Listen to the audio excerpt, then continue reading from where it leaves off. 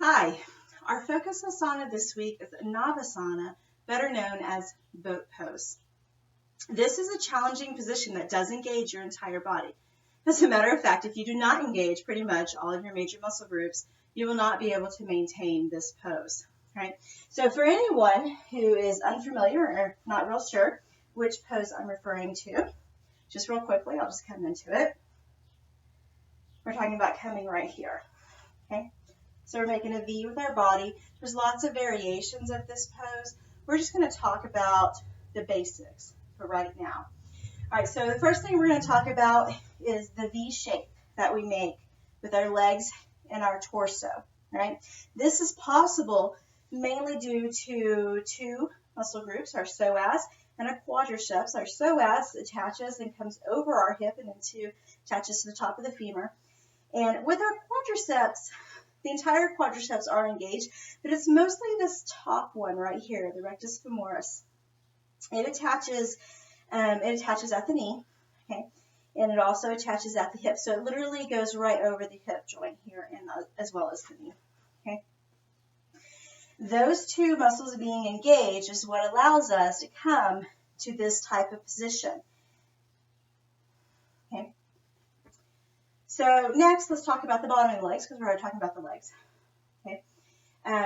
The legs, there's a couple of different positions that are encouraged or taught throughout the yogi world.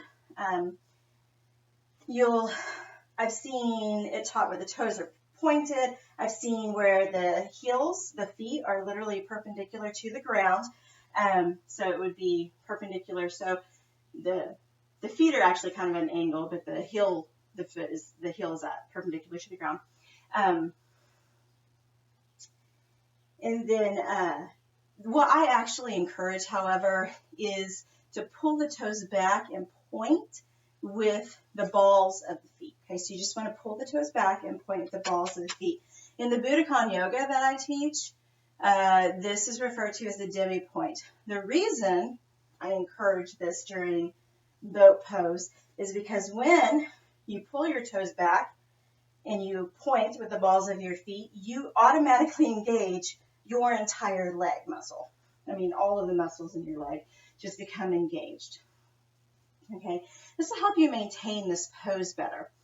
Okay, so we're going to move on to the lower back. In the lower back during boat pose, you want to maintain a concave here. You don't want it to be out like this, okay? You want to maintain a concave back. So there's going to be a small little dip in your back as you're doing this pose. The trapezius and rhomboids for the upper back are going to be pulling the shoulders back and down. Again, we don't want to come here. If you're doing boat pose, if you're performing boat pose and you start rounding your back, you will fall out of it. There's no maintaining a boat. Okay? Your boat will sink. Okay? If you start rounding your back. So the shoulders need to be back and down. Okay? And so your trapezius and your rhomboids are going to be helping you out with that. For the front, you want to be thinking about your chest coming forward to your knees. That helps you think about bringing your shoulders back and down. Okay? So you just want to pull your chest forward. Okay? Now, the final thing we're going to talk about before we talk about actually going into boat pose, just working our way that direction, is our breathing. The breath, is the basis of all yoga positions, all yoga asana. Okay, and that is definitively so for boat. If you stop breathing, you will have a very difficult time with this position. Another thing that will make you have a difficult time with this position is if you breathe the way that you normally breathe. Okay, a lot of times we'll just breathe. Okay, we just breathe up and down and all those kinds of things. In yoga, when we're generally going through a vinyasa or staying in a position, we encourage and we breathe all the way through our tummy and all those kinds of things. For this type of position, you want to breathe laterally. You want to be breathing out your sides. You want your rib cage to expand out your sides. Okay, you're going to have a really hard time in a boat position, breathing directly down into your abdomen. You've clenched all of your abdominal muscles, right? That's going to make that really hard. And you're not going to be able to maintain the breath you need to be in boat pose. Even just talking through this while I'm filming this is really difficult to maintain the position because I'm not able to breathe completely correctly while I'm doing this, okay? So you want to breathe out the sides of your rib cage. It's called a lateral breath, okay? So think about expanding this way and not this way, okay? So to actually get to a boat, now should your strength and flexibility be such that you are not able to come into a full boat pose, no worries. That is not a big deal, okay? There's lots of things we do in class to help strengthen, okay, so that eventually you will be able to come into a boat pose. I can assure you when I first started doing yoga, boat pose, maintaining a boat pose was not a possibility, okay? So just to come to a basic boat, I just want you to take your hands to the underside of your thighs, okay?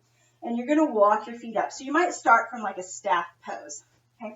So bend, grab the underside of your thighs. You're going to bring your feet in and rock back onto your sit bones. You want to be on the very back of your sit bones, okay? Again, go ahead and lengthen out your spine. Get that concave going in your back. Pull your shoulders back. Go ahead, think about your chest coming forward and pull your chest forward towards your knee. Don't let your knees splay out like that. I was just doing, okay? You're going to come here, okay? And then when you're ready, you're going to pull your legs up. And you're going to come right here. You're still going to be hanging on. Again, my chest is forward, pulling towards my knees.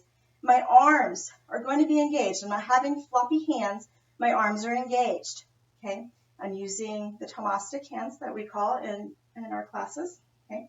So we're here. When you're ready, you extend fully into the pose. And then you come up. All right, so that is the basics for boat pose. Again, I know it is a very difficult position. We will be working with it this week in class. Again, no worries if we're not able to get there. We'll be having lots of variations and modifications to help us out so that eventually along the line, we will be able to do a full boat. Namaste.